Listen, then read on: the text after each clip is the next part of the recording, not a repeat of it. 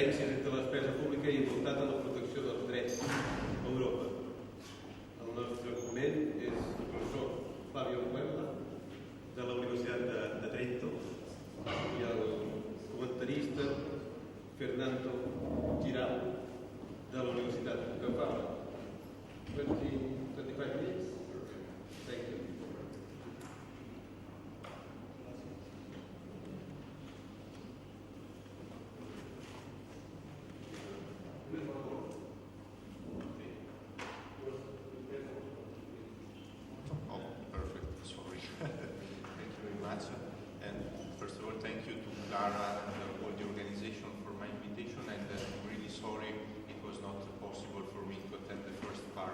Conference, but it was really interesting for what I was able to learn. My intervention is indeed on the concept of territorial fiscal citizenship, and the purpose is, first of all, to briefly describe the general problem of redistribution in federal system as a problem of reconciliation of financial differentiation on the one hand to realize autonomy, and citizens' equality in taxation and social services, and on the other hand, to realize an equal national system of public expenditure. Therefore, I want to have a look to the present approach of the European Union in the same equilibrium by means of the cohesion funds and tax harmonization at the European Union level, and to the present approach of Italian regionalism in the same topic to check the comparability of the two systems, European Union and one national system.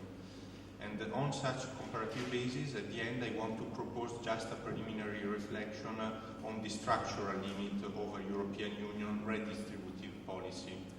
In particular, the question is if European Union regulation in the field of redistribution can be improved using the current legal basis, or if we have a structural difference in the European Union and national citizenship for what concerns the fiscal matters, with a European Union citizenship that is a status made mainly of rights than of duties, that imply at European Union level an underestimation of the solidarity values in tax regulation and equalization.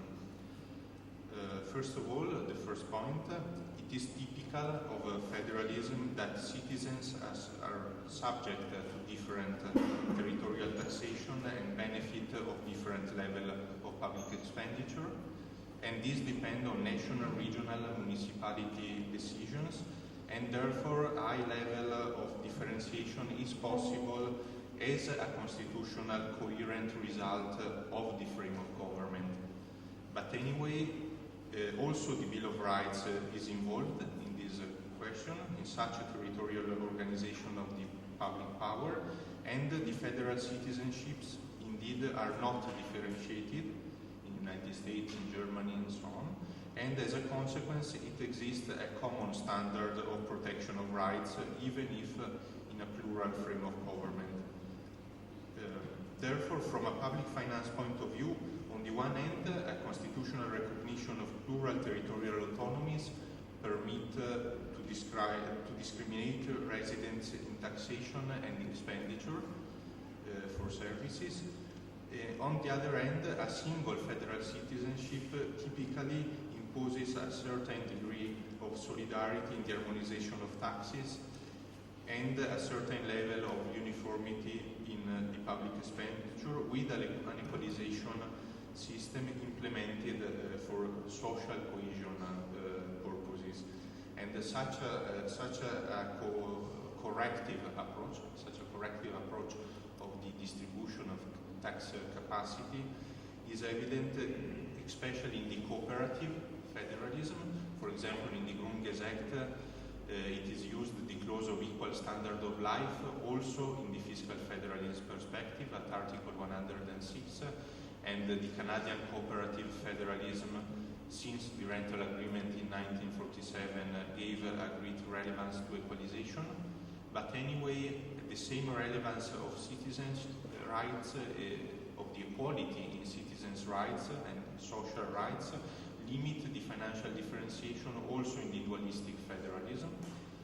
In the United States, for example, where after the 16th Amendment about the apportionment, the Federation had much more resources to use and developed a system of federal grants like Medicare and similar, or in Switzerland, where even if the confederative origins of the state brought to a competitive fiscal federalism, confirmed also by the 2004 constitutional reform, nevertheless the Article 135 imposed and gave relevance to a system of equalization directed to guarantee a reduction in the differences between cantons in the interest of citizens, the citizens' equality.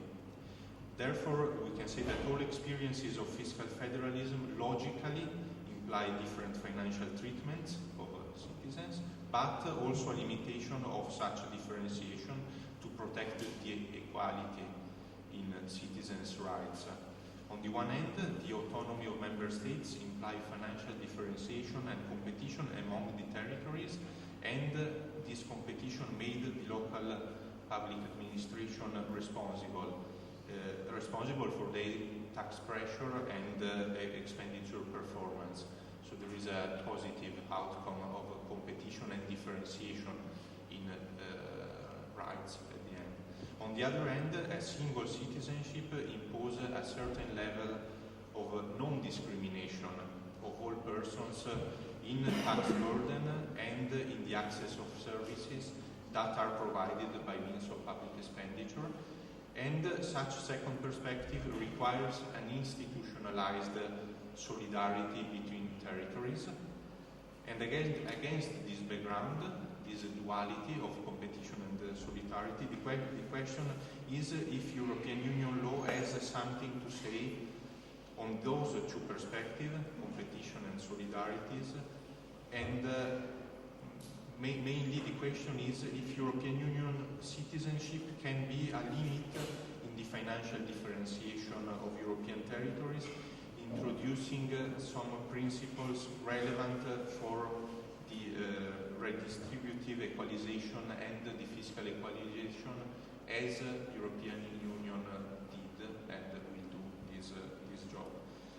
In the European Union, indeed, a fiscal harmonization was already implemented under the Article 110 and following of the Treaty of the Functioning of the European Union for indirect taxes, and in interpretative way a little of harmonization was made also for direct taxation, but the level of harmonization is not strict, and the European Court of Justice also expressly admit a reasonable possibility for fiscal differentiation also at the territorial level, and we can remember some judgment about Sardinia, Canaria, País Basco, I think.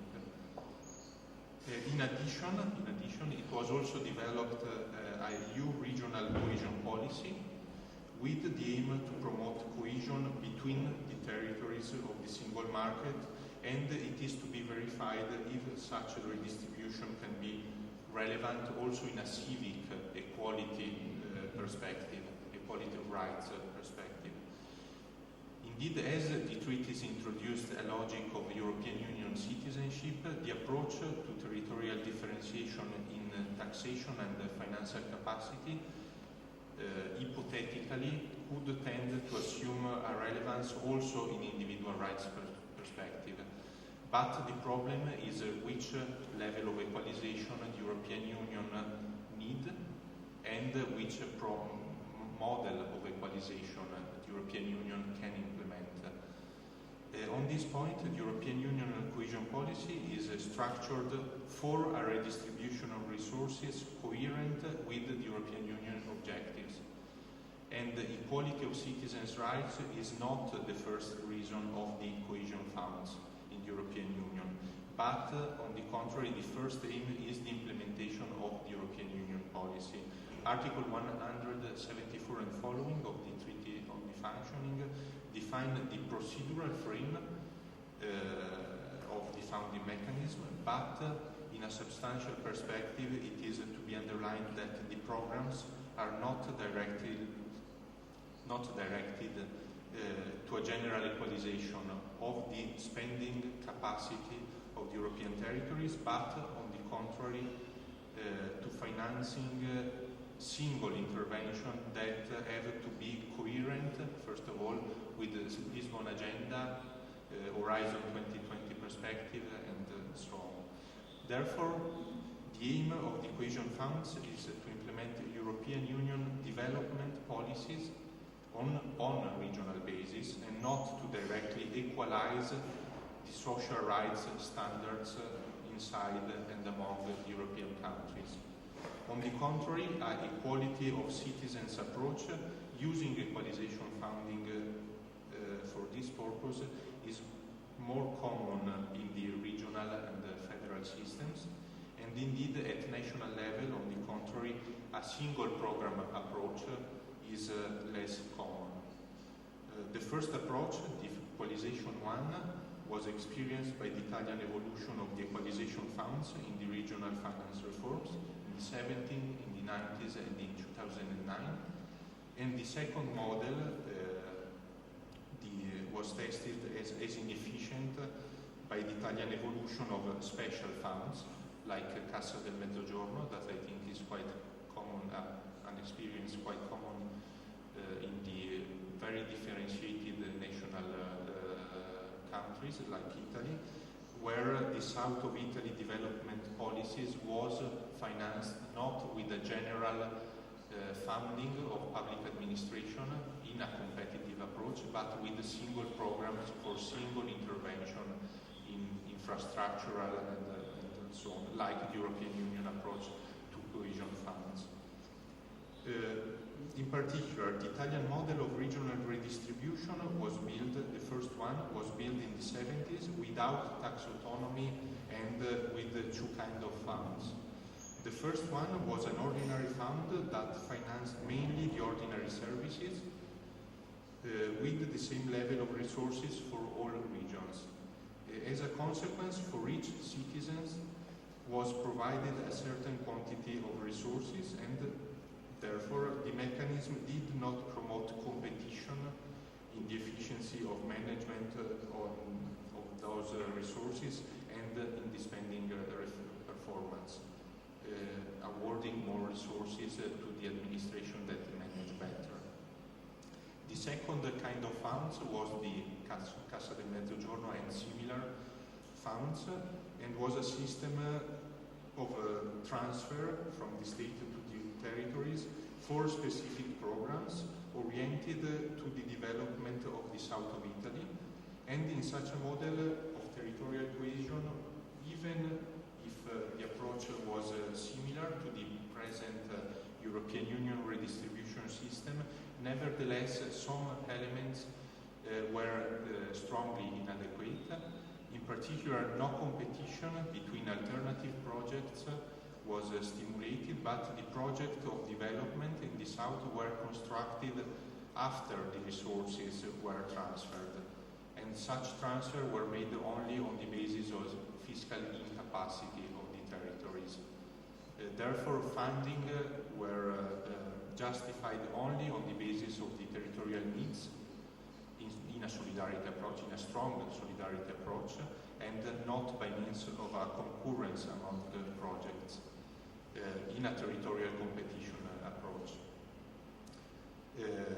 And both the experiences was inefficient in Italy, the general equalization one and the special programs one. The sense of responsibility of the administration was not promoted by a transfer of resources, of general resources, completely oriented to an equal pro capita public expenditure, without taking into consideration the local performance on the one end for the general approach, and a responsible management was neither stimulated by a special funding of single programs of territorial development without local participation to the expenditure levels, and without a real competition between projects like in European Union cohesion funding is provided. The system was therefore progressively reformed in Italy, reducing the special funds, the Cassa del Mezzogiorno, that was at the end eliminated, and reallocating the resources not on the basis of equality of citizens. The 90s were characterized by reform in the direction of self-responsibility of the territories with autonomy in local taxation, and the resources therefore are normally spent in the territories, in the places where are produced normally. And the protection of equality of citizens in social rights was guaranteed as a corrective of this general fiscal autonomy with an exceptional equalization logic that was intended to only partially and not completely eliminate the differentiations in fiscal capacity of the territory and in services for citizens. Differences in the public spending level for social rights are consequently admitted in Italy to guarantee self-responsibility of the administrations and of the territories. And such an approach was further developed in 2009 with a comprehensive reform of regional and local finance by means of the implementation of the new Article 119 of the Constitution that was modified a bit before in 2001. In such a last stage of the Italian reform of regional finance, the territorial special program of development approach was less and less used. Cassa del Mezzogiorno and other funds were less used, and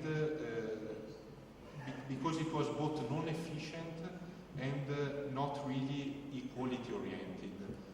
In other words, the logic of special programs, the logic of cohesion funds to develop the South, that is partially the EU fund perspective, was considered both not really redistributive and not responsible, because it can neither cover all the differences between territories. It is a spotty intervention, and this is the main problem of European Union redistribution policy, nor make the local administration manage in a responsible way the resources. And because the resources are additional to the ordinary one, and therefore the performance with a special fund is not well measured in a general context. On the contrary, the equality of citizens in Italy is considered by a redistribution of resources oriented to standardized needs and cost to make general equalization efficient, to make a level of equalization not complete, but at least efficient.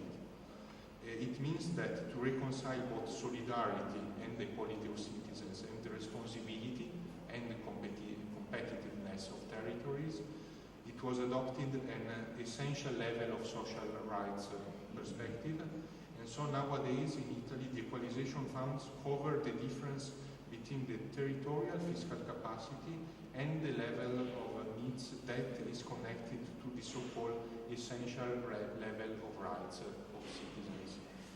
In addition, such difference is calculated at a standard cost.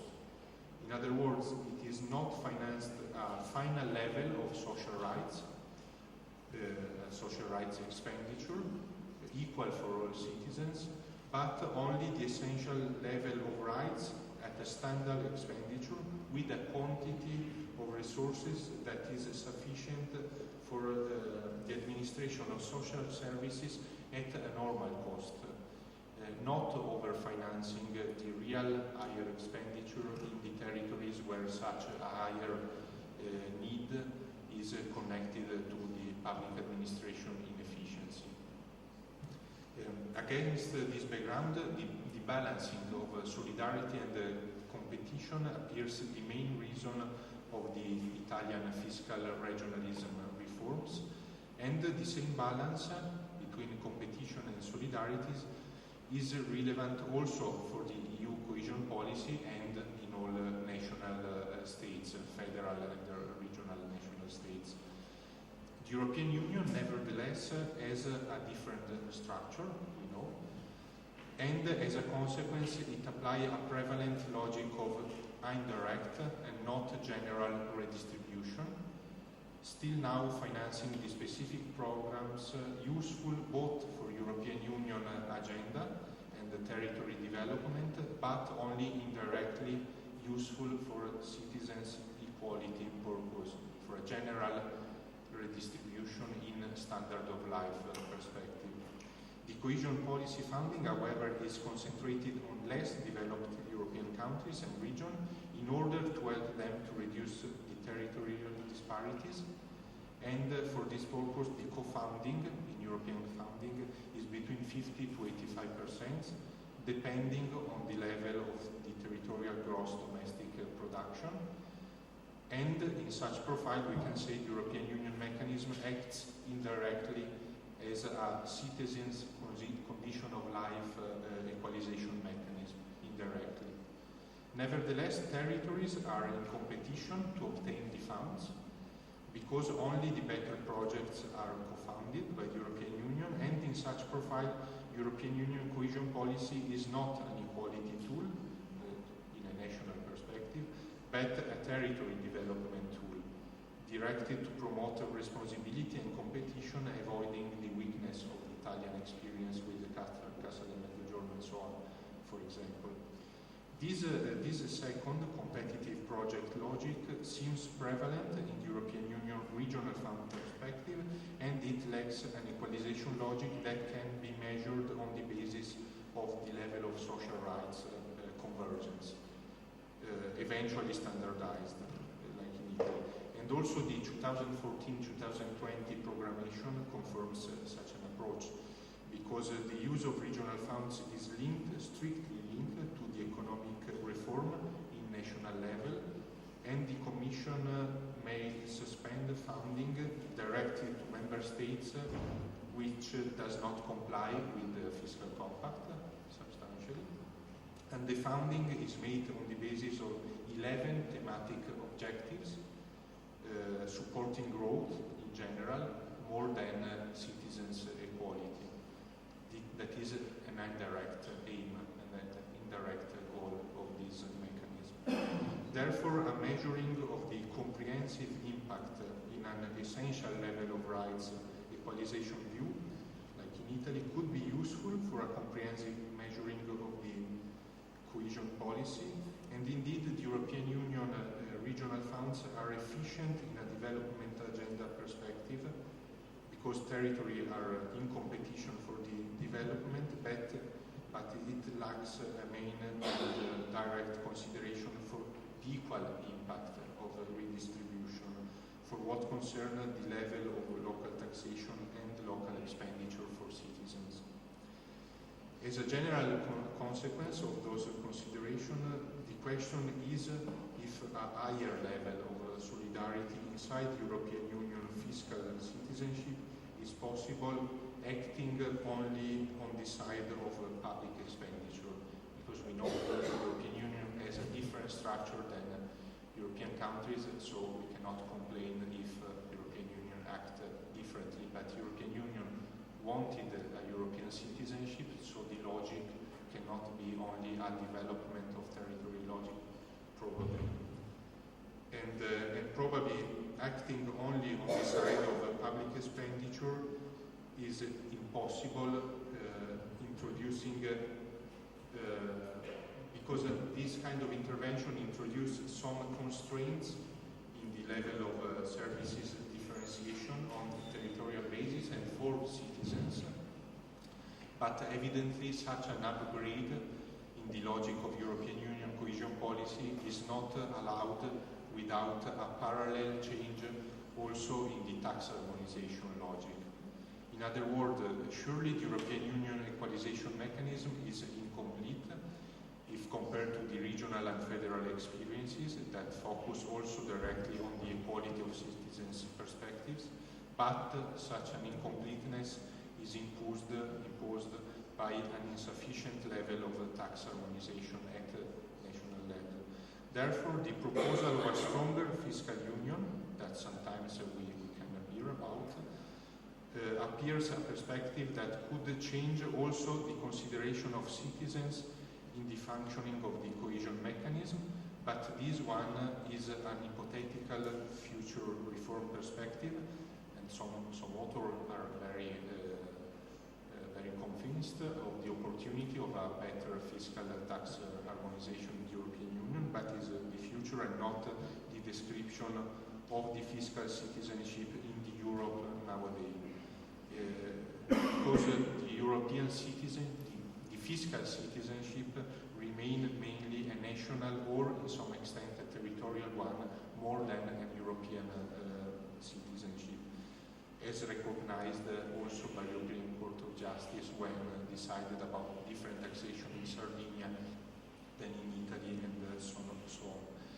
To conclude, this topic is surely very sensitive because it involves an essential sovereign profile, national sovereignty profile on taxes, but nevertheless such a topic, tax harmonization, appears essential also in a European Union citizens' perspective and not only in the national state one. Indeed, citizenship from a legal point of view, also in the European Union, is a status. It is a compound of rights, but also a compound of duties, and the sentence "no taxation without representation" underline how much the citizen taxpayer figure as a dualistic figure, co-presence, was central in the development of the modern state. And as a conclusion, to empower the European Union citizenship, in this perspective, it could be important to say something also about the duties of citizens, both in redistributive solidarity perspective, so as on the ground of the more general taxation principles. And I know this is very difficult, probably very sensitive, but it is probably one perspective on the table. Thank you very much. Thank you, Professor Guella. Té la paraula el professor Fernando Girau de la Universitat Europea. Thanks, Mr. President. Thank you to the speaker for the thought-provoking paper. And thank you also to Clara for inviting me to be here. This is a paper that is, you could say, it's common sense altogether, from the first line to the end of the paper. This is common sense. This is what the European Union, what we would like the European Union to look like, which is very far away from what the European Union looks like at the present, right? So the problem here is basically trying to understand which are the main obstacles, the main problems, the main difficulties, the main whatever, in order to move towards what my colleague has been saying about this idea that European citizenship has to be a compound of rights, duties, and also an element of solidarity. Now, what's the problem here? I would say there are four main problems, and for me it would be very difficult to establish a hierarchy of which is the most important problem and which is the least important problem. There are four main problems, and I guess they are all fitting each other altogether.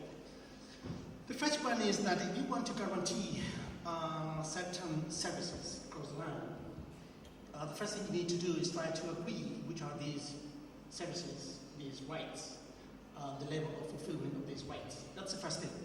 Otherwise, you don't know whether they are guaranteed or not.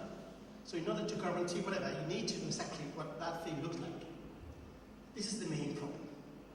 The European Union, the European communities before the European Union, has never even aimed at doing that. And these are basically what the author calls all the time rights. I would say most of the time are services. Because you could have the right to public health, that's a right. Now, what's the degree of fulfillment of that public health? That's the matter of discussion. All the Europeans, we agree that the European social model guarantees some sort of health services, health provision, health care. Now, is mental care part of that?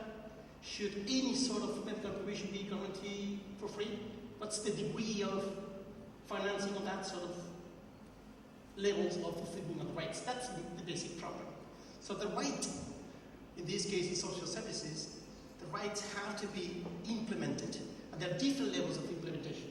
Now this is where the European Union, the European communities before the European has never tried even to get into that, because these are social policies. And social policy is the last remnant of national sovereignty. There is where all the electoral campaigns are being fought now.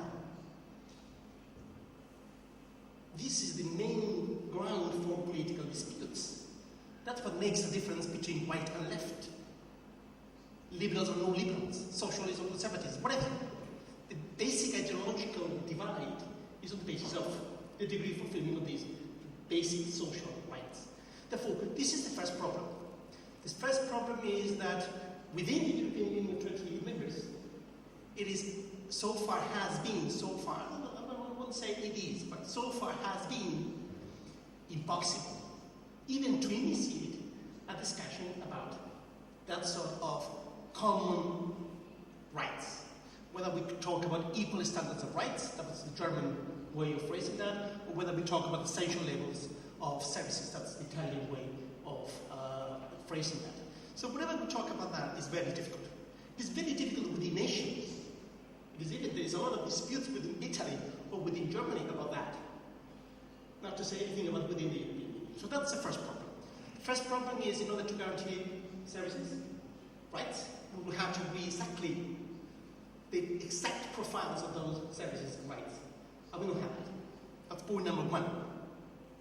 Point number two, whenever you're dealing with that basic feature, you're talking about transfer of money. You're talking about money, financial resources, moving across regions, from the rich to the poor. Another problem is the size of that sort of transfers. Now, he has presented two models. He has presented the Italian model. If we deal with the Italian model, what we find is that the size of that transfer goes between 2.5 to up to 4.5% of GDP. If you talk about the last 40 years, we're talking about a 4% national GDP transferred to the Mezzogiorno. That's a lot of money. That is a lot of money. That's a lot of money.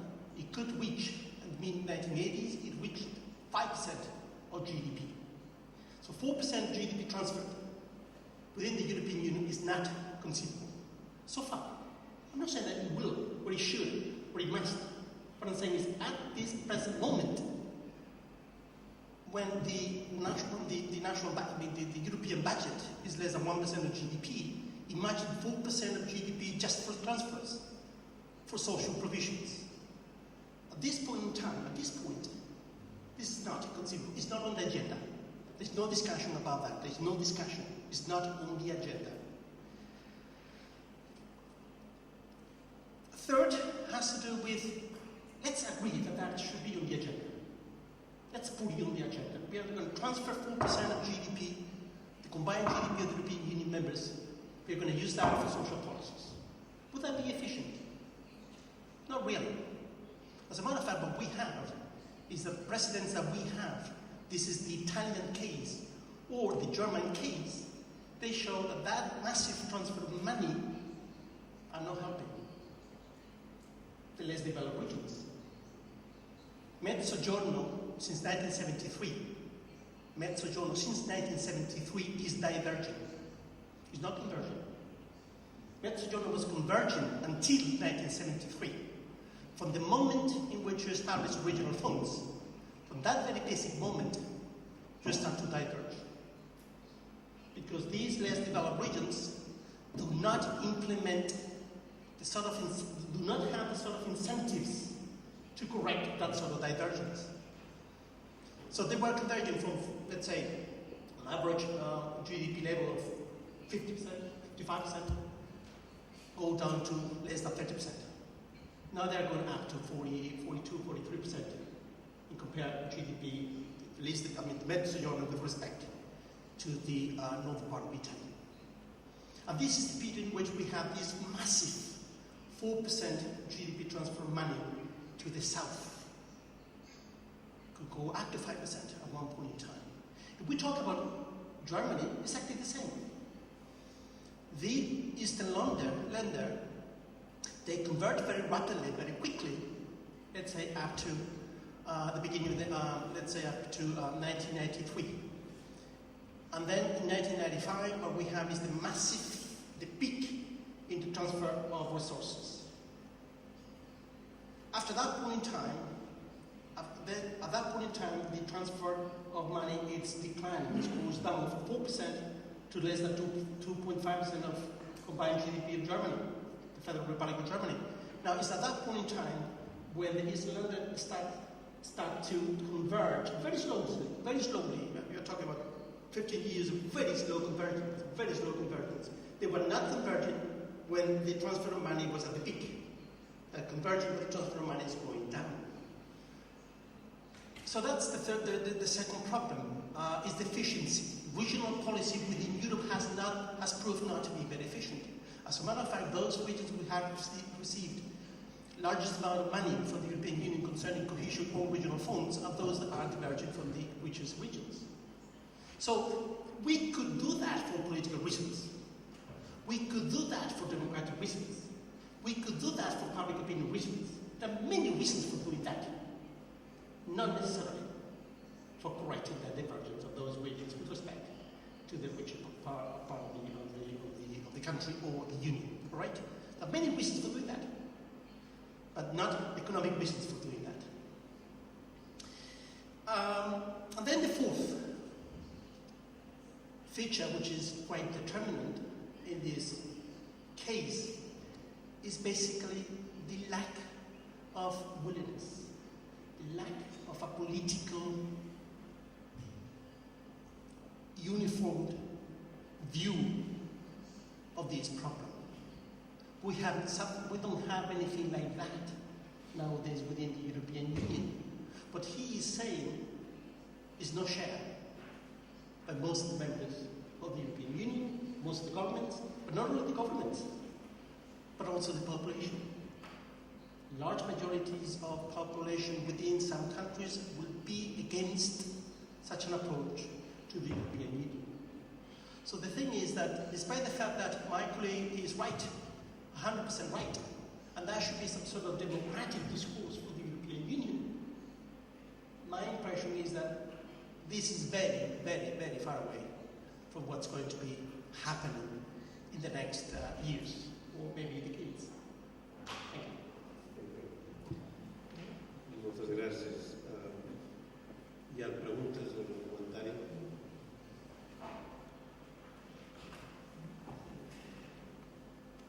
Ens ho deixem aquí. Clar que ha sigut molt interessant les exposicions. Moltes gràcies. I passem a la quarta ponència. La quarta ponència titulada Les ciutadanies infranacionals i la participació política col·lectiva a través del Comitè de les Regions. Una oportunitat desaprofitada.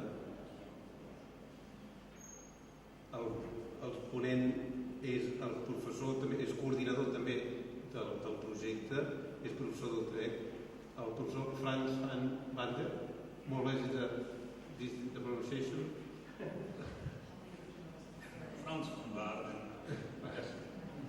But in English you say Frans van Woorden.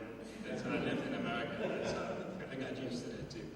Thanks for your kind invitation. And I must say I hesitated a bit in accepting the invitation to come here because it was a special request to say something about the Committee of the Regions. We have a very large research project of which Siba has mentioned something before. We study a lot of topics, but one of the few things we don't cover is the European Committee of the Regions. So I felt a little bit scared to say something about that, particularly here now that I hear in the audience there are some people that actually remember of it. Okay, I took the opportunity to is my machine on? Oh yeah, it is. To put it in a somewhat broader perspective, and that is what I have done. As I said, we don't cover this. We do study the Ombudsman, we do study the European Citizens Initiative, and these are all ways of involving citizens, locals more, but we left this one out. Okay, I gave my presentation the title, subtitle, SOP, or Power Horse. I'm not sure whether SOP is a word that is understandable by everybody. I looked for we have a very nice Dutch word, zoethoudertje, and that means that it's something that a mother gives to a child, a candy or so, to keep her quiet, or him quiet. And the English translation is SOP. It must be it's the first time I came across this, so I made it sweetener. So the meaning is actually, is this Committee of the Regions just something that the European institutions invented to keep the regions quiet, have the idea that, okay, they have a say, or is it really influential? Does it really have is it really a power house? In going about it, what I will do is I'll make here and there a comparison with the United States. I'll start with that, and I'll also end with a comparison with the United States. So, had the USA, the United States of America. I modeled on that the United States of Europe. I think we can start talking about that because there are quite a lot of similarities in terms of size, territory, and population. Actually, we use it, it's bigger than the USA. The economy, and they're also both are a federation of relatively independent states. The degree of independence, of course, differs clearly, but who knows what it's going to be in 50 years from now. There are certainly differences also, lots of differences. I just listed a few. First of all, I think the diversity of nations or states is much larger, I think, in Europe than it is in the US. For one, we have a different in culture. We have it here already when we sit here, we talk different languages. Language, of course, is very important for your identity, with whom you communicate easily, what TV programs you look at, and so so that creates also a community. And on the one hand, you can say that is the European cultural richness that we have, this enormous diversity of languages and all the other norms and values that are attached to it. But it is also a little bit, once in a while, a handicap.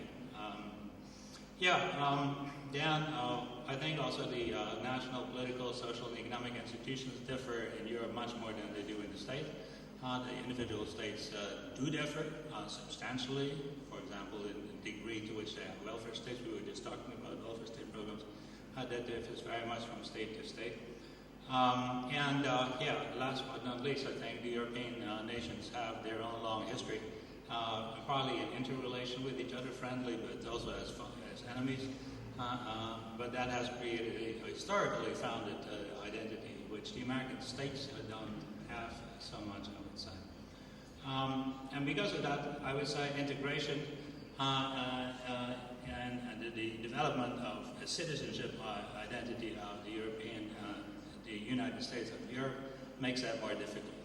Earlier on, we talked about the different layers of identity that we also have, the local, national, and the Swiss was an excellent example, all the way up to the global, if you go all the way.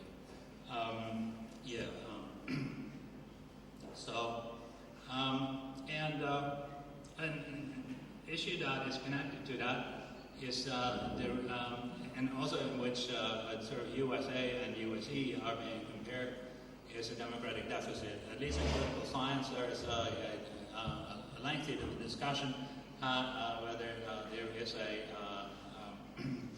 democratic deficit in Europe. By contrast, the U.S. is often seen as a model of democracy. And I haven't heard that yet from the United States of Europe, but who knows, 50 years from now. And maybe one of the interesting experiments could be this Committee of the Regions that I'm be talking about a bit. Is there really a democratic deficit? Is true or not? I think you can argue both. There have been fierce debates about that, both in the public literature, but also in the academic political science literature. I would say, for one, of course, the European citizens have political rights. Here I give an overview of the different political institutions that we have created in the last decades. This is actually the list of the decision-making arenas that we have. The legislative power, you could say it has two chambers. There is the European Parliament and there's the European Council. We don't tend to see that as a parliament, but it is actually comparable to the US Senate, because in the Senate they have each senator has two seats. Each state has 2 seats in the Senate, and in the Council, each country has 1 cabinet minister. So there's quite a parallel there. The European Parliament, that is a story in itself. Its historic composition is very different from that in the US, the Congress, but I'll come back to that at the very end. The executive power, the judicial power is actually quite similar in the, we have the Americans have a very powerful Supreme Court, which over time has increased its power more and more, and up to the point that many political issues, whether abortion is allowed or not, are not decided democratically by people, but by the court. And we see a similar trend in Europe. The more people bring cases to the European Court of Justice, the more that is going to further down. Still the discussion about the democratic deficit lingers on, notwithstanding the fact that we have all these institutions and we can vote either directly, at the European Parliament we vote directly, the other agencies we vote indirectly by voting for the national government, and that then forms the European Commission and the European Council.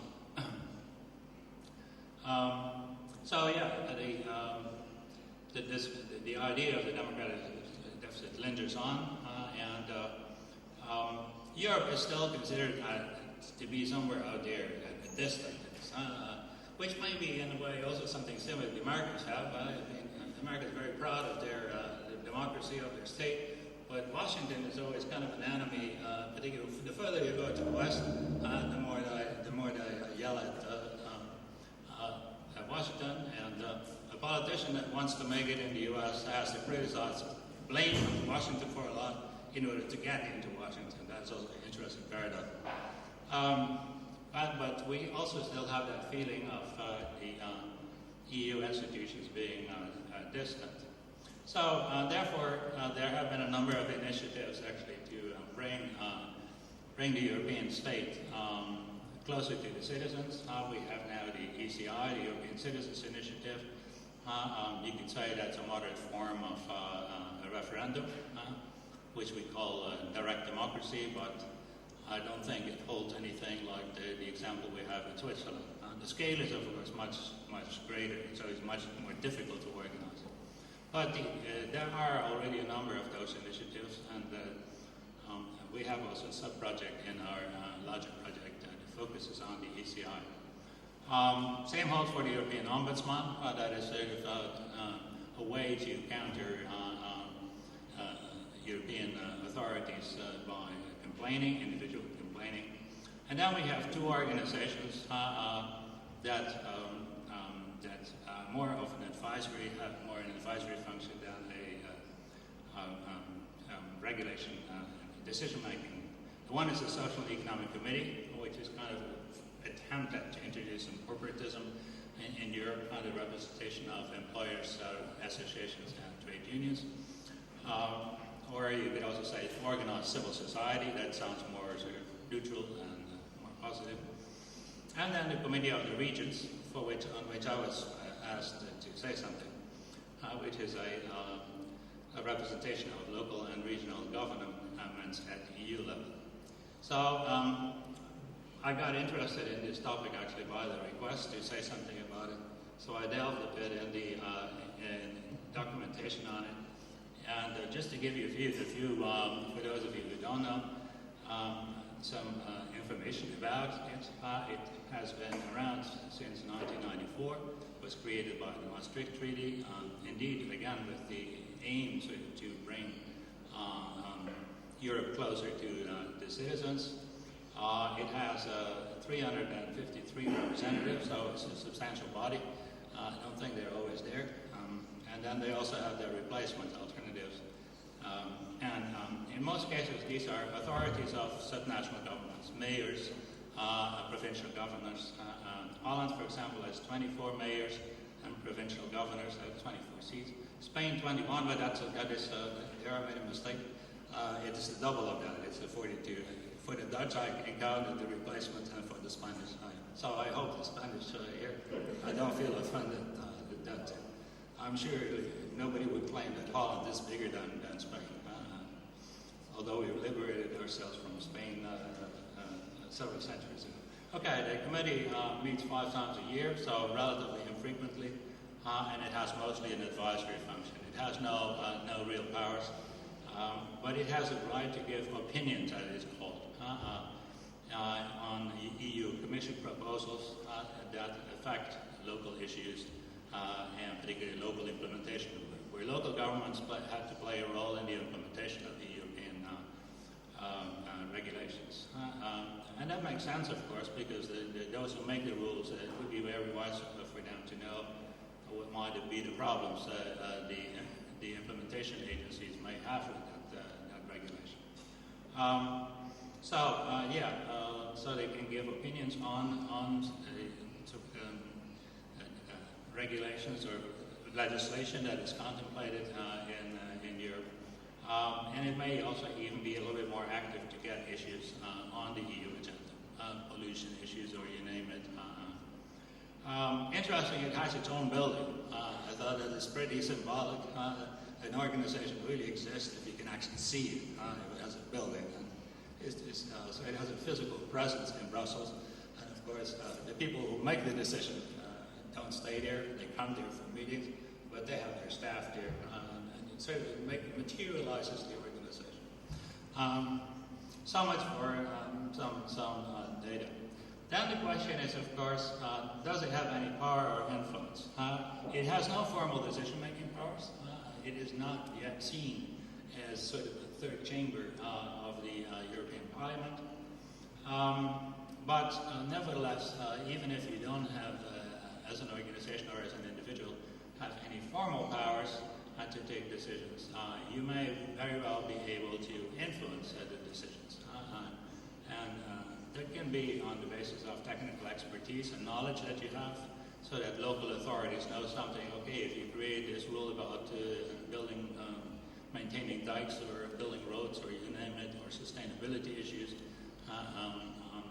that people who actually do that are very close to the carrying out of these policies might have experience and knowledge, which might be very useful to bring in, and might, with such substantive arguments, influence also the policy decisions that are being made. As I say, practical policy, so what works, the locals know what works and what doesn't. Their implementation experience.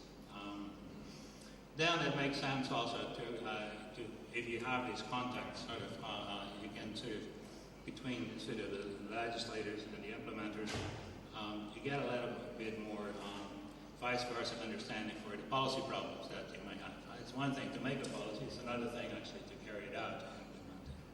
And last but not least, of course, very important that you can decide all kinds of new forms of legislation, but sooner or later they need some legitimacy. They need to be accepted by, not only by those who implement it, who could actually frustrate its implementation, but also by the citizens in general. So they can actually, through, for example, providing political support for decisions, the Committee of the Regions could influence policies. But in the end, I think what mostly happens is that, on the one hand, there is a sort of getting familiar with each other.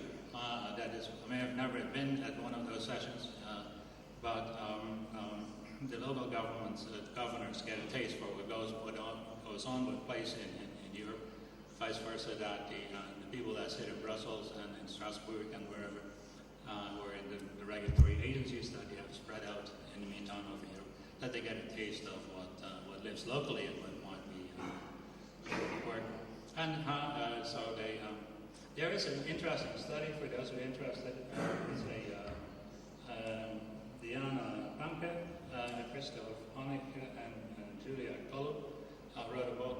It came just out, Time to Decide, and it deals with consultative committees in the European Union. So those agencies that don't vote, but are consulted and can share their practical knowledge. And the two that I just mentioned, the Social and Economic Committee and the Committee of the Regions, are two of the main topics that I've been discussing this.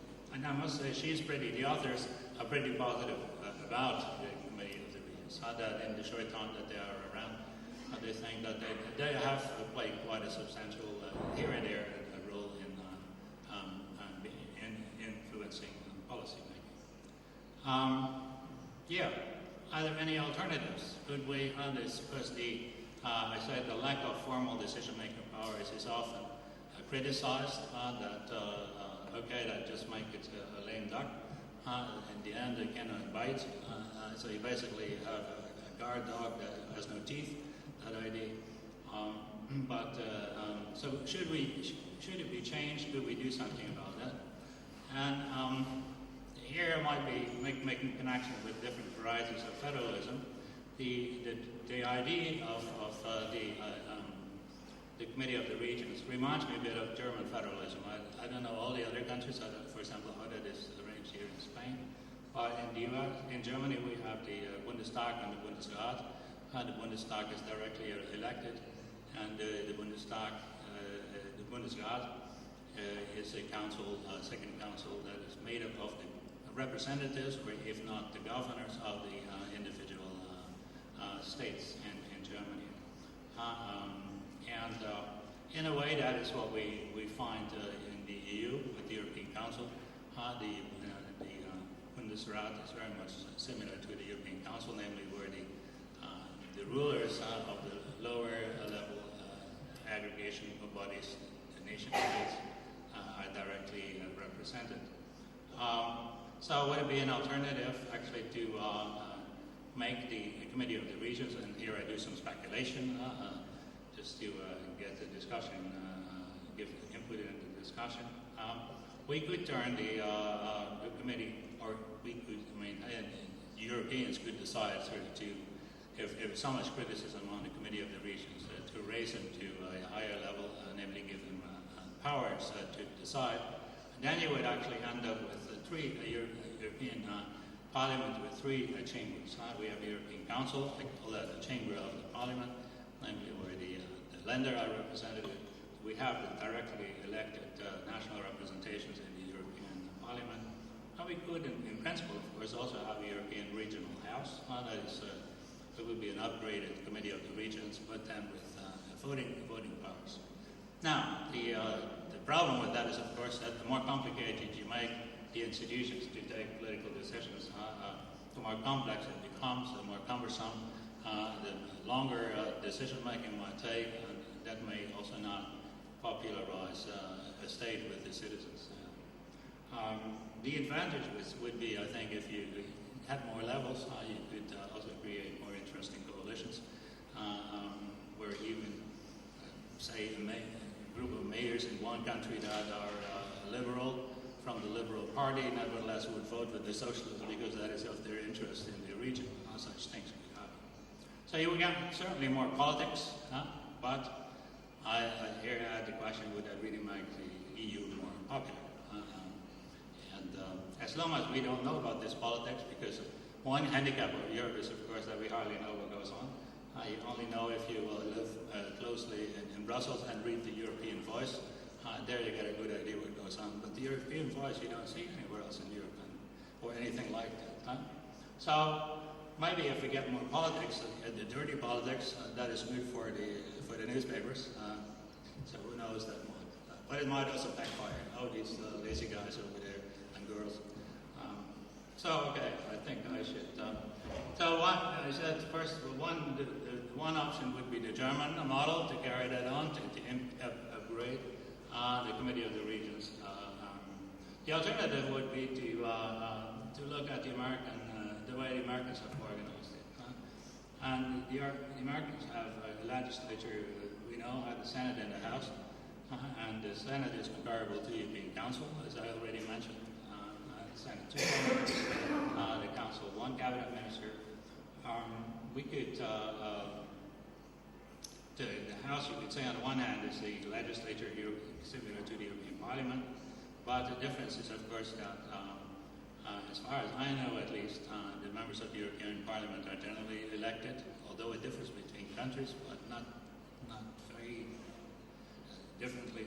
Whereas in the House, every member of the House has a House of Representatives has its own congressional district, and one idea would be to turn the European Parliament into something like the House, to have not only a group of representatives of the country, but actually that each region, just like each congressional district in the U.S., would have its representative in the other chamber. So you would have a parliament with regional representatives, as in the EU. Anyway, as I said, that's a bit speculation. I'm not sure if we ever get that far. Then let me end with this sheet with a but. We tend to always think that local representatives have better connections to the citizens. I'm not so sure. It may be true that local representatives may be experts on what is practically feasible in the realization of implementation. That is a major reason to have this organization. That's all fine. But the assumption that the local regional politicians or governors are closer to the citizen, I'm not so sure.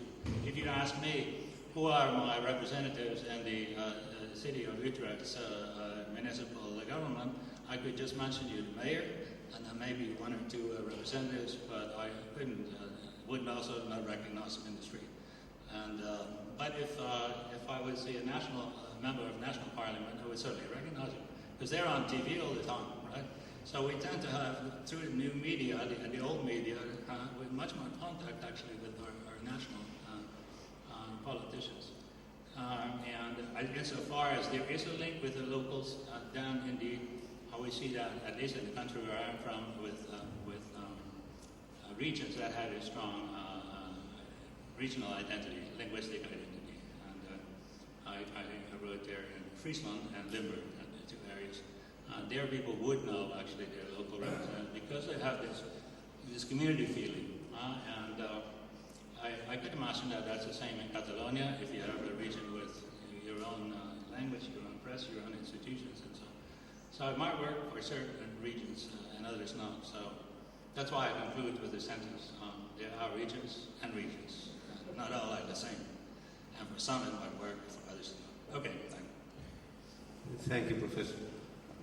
Manuel, professor de l'UPF. Thank you very much, Mr. President. Thank you very much for your Yeah, I do my best. Okay, Thank you. okay, thank you very much for your presentation.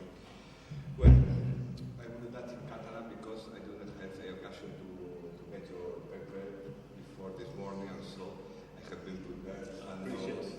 And even the last slide Is new. That's right. for me. One of these. So, moltes mercès. El paper que jo havia de comentar es deia las ciutadanias internacionales y la participación política colectiva a la Unión Europea a través del Comité de las Regions, una oportunitat desaprofitada. I el paper que rebut del professor Franz von Barten, European Union Committee of the Regions, so Switzerland, our powerhouse. Thank you very much for the clarification about so, because I was thinking this morning that is a little sweet for children. En aquest context, entre allò que jo pensava que havia de ser la meva intervenció com a discassa i el paper que he tingut, doncs pot ser una de les coses que diré a continuació se solapen amb les que ha dit el professor von Van Balben, però penso que són importants professor Van Barben ha comentat diferents vies de participació dels ciutadans, no tan sols dels ens infraestatals o subnacionals o de les nacions dels diferents pobles d'Europa a les institucions de la Unió Europea via els diferents mitjans que hi ha de participació als diferents poders, legislatiu, executiu i judicials i algunes altres, com pot ser la iniciativa europea i finalment ha centrat la seva intervenció en el Comitè de les Regions. Jo, en canvi, vull posar l'accent, després li plantejaré 3 preguntes, vull posar l'accent en el Comitè en els arrels, a l'origen del Comitè de les Regions i si pot ser un instrument adient per tal de representar als ciutadans de la Unió Europea en general i més particularment dels ens subestatals. Doncs, si tenim en compte l'origen del Comitè de les Regions, es va crear amb el Tractat de Maastricht de 1992 amb la intenció de donar veu directa als ens subnacionals i infraestatals a dins de la Unió Europea. Això vull dir que el Comitè de les Regions no va ser concebut directament com un ens per representar directament els ciutadans dels ens subestatals o nacionals, no sé com vulgueu que ho anomeni, sinó dels ens regionals en el qual aquests estan agrupats. I això es veu clarament si es mira l'article 300 del Tractat de Funcionament de la Unió Europea que diu representarà els ens regionals i locals que estiguin formats per representants amb un mandat electoral o que siguin responsables davant d'una assemblea escollida democràticament.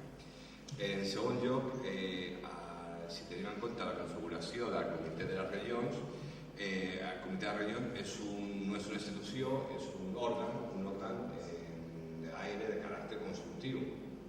El títol directament tan provocador que ha posat el professor Van Barden, Sweetener of our Powerhouse, ja està reflectint aquesta contradicció, ja està reflectint aquesta situació, si és un caramel, si és una compensació que van donar als ens regionals sota la influència i pressió directa del llavors president del govern espanyol, Felipe González, o bé és una cosa més potent que pot ser un puntal o un motor de la integració europea sobre la qual, aspectes sobre el qual podem discutir molt. Ara bé, en tot cas, si mirem què és el Comitè de les Regions, es va veure clarament que la seva creació es tractava de fer front a un doble problema que havia a la Unió Europea. D'una banda, es volia aplicar millor el dret de la Unió Europea. La implementació del dret de la Unió Europea es fa en 2/3 parts, 3/4 parts, es fa pels ens regionals i locals i no pas per la Unió Europea.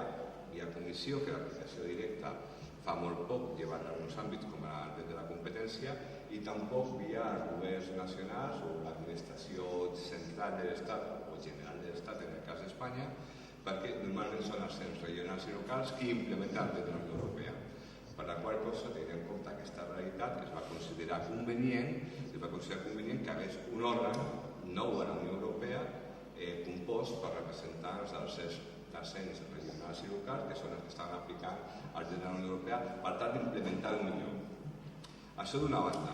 Aquesta primera preocupació va ser acompanyada d'una segona, que era el dèficit democràtic. Era una època en què a Europa es discutia, i encara es discuteix molt, sobre l'anomenat dèficit democràtic. El professor Frans Van Barden ha parlat d'això durant la seva intervenció i va dir que hi ha diferents maneres d'intervenir per tal de pal·liar aquesta situació.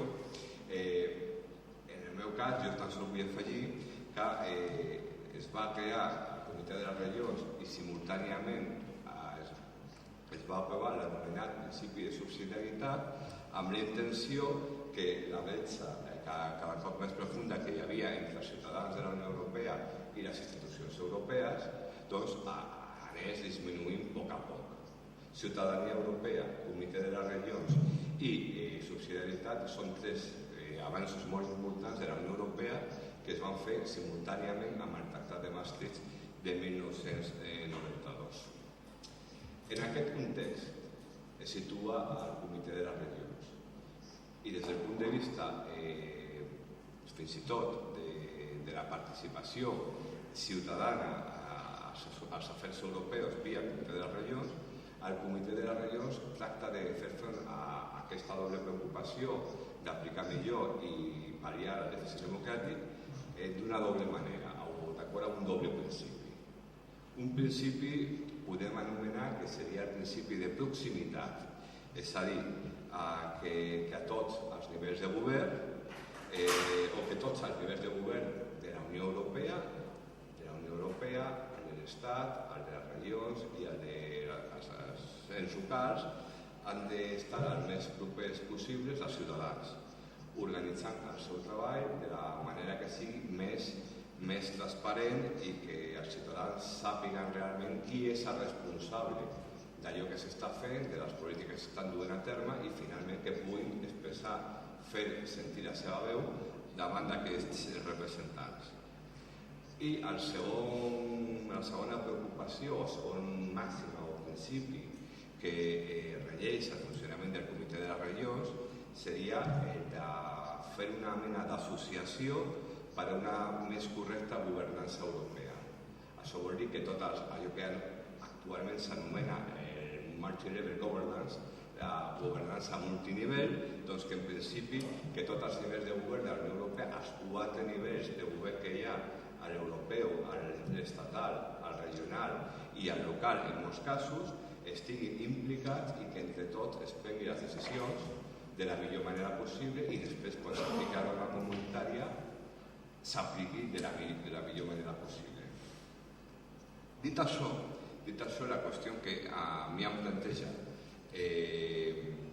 el títol de la intervenció oficial que hi havia per a aquesta sessió, si es tracta d'una oportunitat desaprofitada de que les ciutadanies internacionals participin políticament de manera col·lectiva a la Unió Europea mitjançant el Comitè de les Regions, a mi em planteja intentar completar una mica allò que el professor Von Barben ha dit, és com poden participar els ciutadans via el Comitè de les Regions als afers europeus. El professor ja s'ha comentat, via la Comissió Europea, via el Consell de Ministres, Consell de la Unió Europea, via una influència indirecta via el poder judicial europeu, sobre la qual cosa després es plantejarà alguna qüestió que jo no acabo d'entendre ben bé com es pot fer en aquest cas, via iniciativa europea i via el Comitè de les Regions. Centrant-me en el Comitè de les Regions, la qüestió que em planteja és com pot, a veure, el Comitè de les Regions intentar apropar el més possible als ciutadans als temes europeus i que estiguin més implicats en la presa de decisions de la Unió Europea, té un funcionament que en reunió plenària hi ha 5 reunions a l'any, però que normalment funciona via comissions. I les comissions que s'han creat, les més importants, estan realment molt properes a les preocupacions ordinàries dels ciutadans europeus. Per llegir algunes, CIBEX, ciutadania, governança, afers institucionals i exteriors. COTER, política de cohesió territorial i pressupost de la Unió Europea. ECOM, política econòmica. Alguna més. ENVE, medi ambient, el canvi climàtic i energia. NAT, recursos naturals, que inclou agricultura. CEDEX, política social, educació, ocupació i cultura. Ningú pot negar que aquestes comissions, almenys en un país com Espanya, jo no sé en altres països de la Unió Europea ara, però a Espanya hi ha almenys 3 o 4 comissions que preocupen i molt als ciutadans i que per tant són òrgans, són una via mitjançant la qual poden els ciutadans expressar la seva opinió. Ara, com ho poden fer? Tenim un petit problema. Formalment no hi ha un dret de petició davant del Comitè de les Regions. Els ciutadans no tenen allò que disposa els articles 24 i 227 del Tractat de Funcionament de la Unió Europea davant del Parlament Europeu. Els ciutadans tampoc disposen davant del Parlament Europeu, vull dir que davant del Comitè de les Regions no disposen del mateix dret de petició que tenen davant del Parlament Europeu. Els ciutadans tampoc disposen d'un dret de queixa davant del defensor del poble europeu, tal com està regulat a als articles 24 i 228 del Tractat de Funcionament de la Unió Europea. Clar, què podem fer? Home, el Tractat de la Unió Europea, el Tractat de Funcionament, és molt escuet, molt breu, i diu que els ciutadans poden adreçar-se per escrit a qualsevol institució i òrgan de la Unió Europea i que aquest té obligació de contestar per escrit. Això ho diu l'article 24 del Tractat de Funcionament de la Unió Europea. Si es mira la regulació que té el Comitè de les Regions, es veu que hi ha diferents mitjans, fins i tot via la pàgina web del Comitè de les Regions, per fer sentir la seva veu i per intentar influir en aquest sentit que deia el professor Bonfarde abans, influir en la presa de decisions sobre temes europeus de competència del Comitè de les Regions. I podem pensar, primer, podem demanar a les comissions que he mencionat abans, podem expressar la seva veu i podem fins i tot participar en diferents seminaris i debats sobre temes d'actualitat que organitza sistemàticament el Comitè de les Regions. I podem participar en allò que diuen els Open Days que hi ha cada any, el GER Open Day, que hi ha per anar a portes obertes a la institució per veure què fa o què no fa. 2 minuts. I poden també, sobretot, participar, i això em sembla molt més important, en les consultes i xarxes de diàleg que estan obertes pel Comitè de les Regions, a les quals, quan es presenta una petició raonada i s'argumenta, doncs, es rep resposta d'allò que s'ha demanat o sobre allò que s'ha preguntat. Dit això, pot ser o es pot pensar que la participació ciutadana via el Comitè de la Regió és molt limitada. Si tenim en compte que han passat tan sols 20 anys, 22 anys des que es va crear el Comitè de les Regions, no és molt de temps.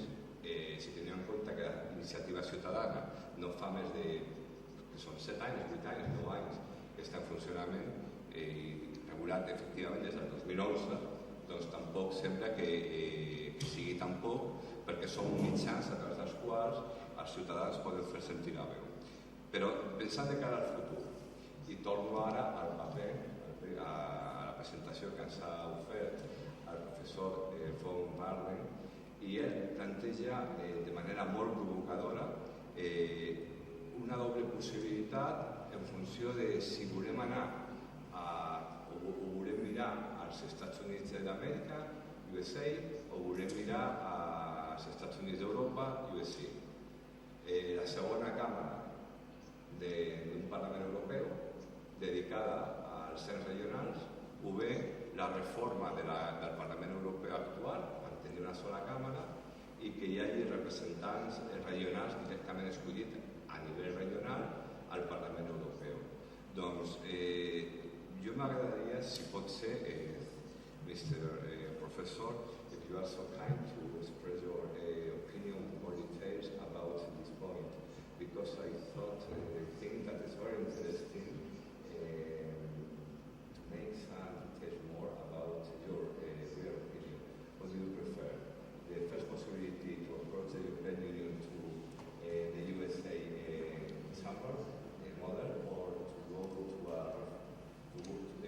towards a reform of the European Union, the European Parliament, in the sense to permit a free election of European deputies by regional districts. That is an opinion you can say.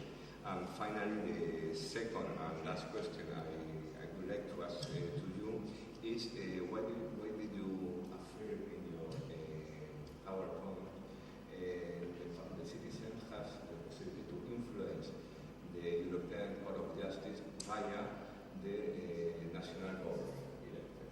Because via the litigation that is possible, but via the national government elected, I think it hasn't been proved before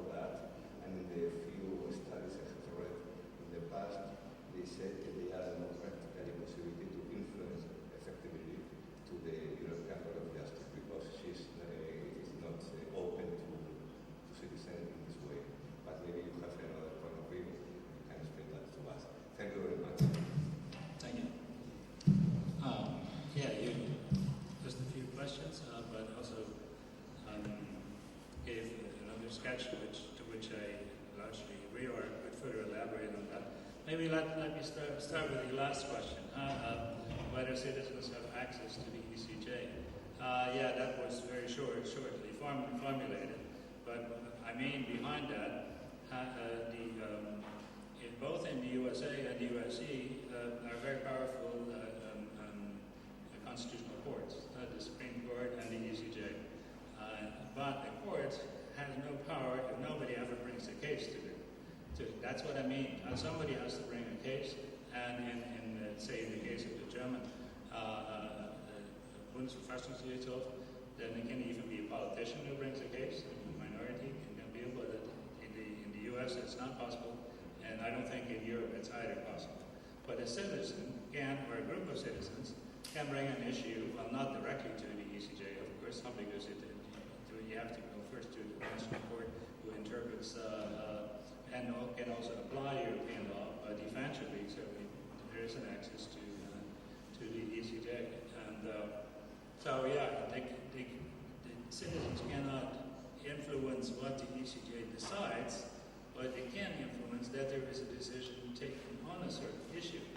So, as in the US, people have been pressing for abortion law, and eventually they made the case to the court.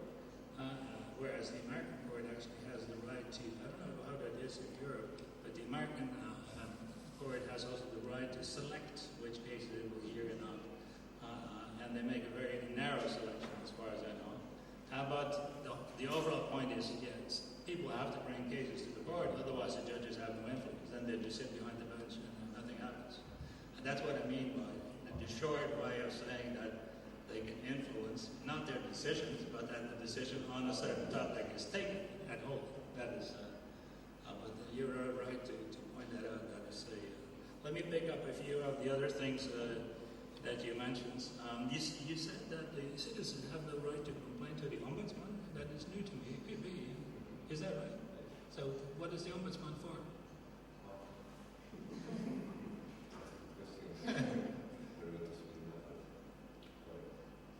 I happen to know the Dutch ombudsman very well, and every citizen can bring a case. And he's retired now as a Dutch ombudsman, but he sits now on some higher European board. As far as I know, yeah, that is what the ombudsman is for. People can bring a case.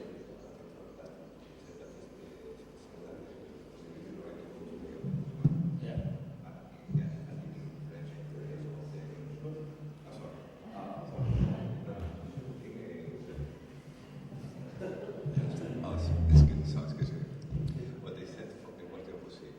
The citizens have the right to go to the ombudsman to express a complaint. Yeah. Not the opposite. No, but they can do that.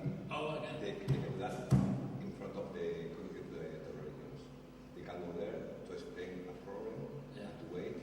Maybe the committee decide to intervene, but not to file a complaint. That's clear. Then you also emphasized, let me see, wait quickly a few notes. Are you a member of it? Do I get that right? Because it was sounded about your practical experience. But indeed, one advantage I would say of the Committee of the Regions that I did not mention, and I thought you referred to that, is that it creates a meeting place where people who are active in local government across Europe get to know each other and meet and socialize. So apart from what they actually decide, it is a form of communication. And I thought that is what you were referring to. They meet each other, they hear about their local problems and the solutions they have to.